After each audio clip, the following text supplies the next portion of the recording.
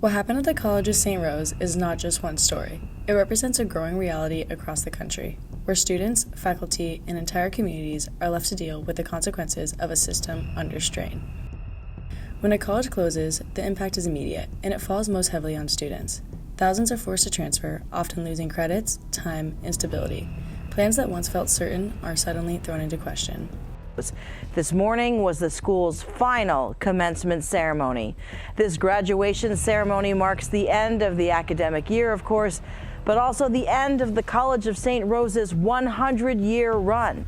Education is often seen as a fundamental right in the United States, a pathway to opportunity, stability, and success. Bulwark of the American form of government is education. For true democracy can exist only among a people prepared from childhood for the responsibilities of citizenship. Yet in reality, access to higher education is not guaranteed. It exists in a system shaped by funding decisions, political priorities, and economic pressures. In other parts of the world, governments play a more active role in protecting higher education.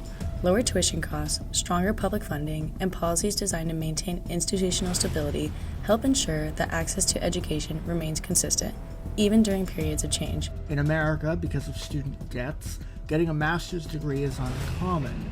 In much of the EU, if you only have a bachelor's, people will wonder why you left. As challenges grow, some corporations have stepped in to fill the gap.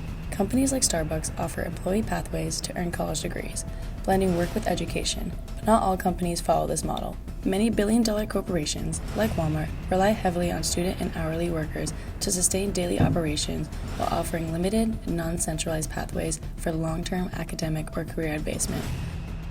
At the center of all this are students, often reduced to enrollment numbers, tuition payments, or statistics.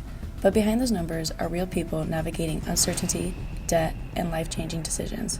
So I had a grad assistantship, which covered about half of my tuition. And then we transferred. UMass gave us in-state tuition, which was really great. But if you weren't a St. Rose student going there, you were given the opportunity to get a grad assistantship there, which covers all of your tuition and gave you like a $25 an hour payment as well for 20 hours a week. So people, almost everyone in our program had free tuition entirely and were getting paid on top of it. And we were not in that position. If higher education is truly a pathway to opportunity, then protecting it cannot be left to chance.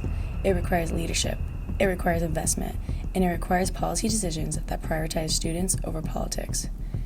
We're also going to stand up to the radical left communists, Marxists, fascists, and frauds who have taken over our universities. They've taken over our schools. The question is no longer whether higher education matters. The question is who will take responsibility for protecting it.